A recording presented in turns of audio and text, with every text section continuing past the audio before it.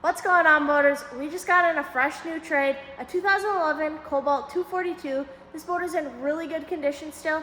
Let's check out a few features. Starting off in the back, you have your rear sun pad with your adjustable backrest. Perfect spot to hang out while you're swimming, enjoying the water. You're gonna have a nice big swim platform, and coming into the boat, you have your side transom walk-through.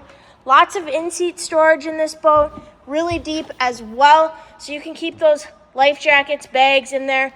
They're out of the way while you're out on the water all day. You have your co-captain with your bolster cushion, along with your captain's chair with your bolster cushion.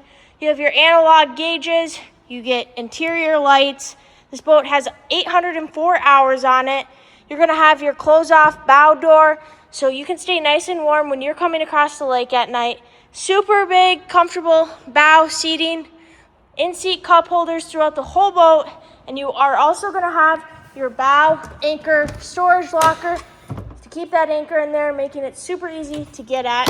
You're gonna wanna come check out this boat at MarineMax Crosslake or visit it on our website today. Let's get you out on the water yet this summer.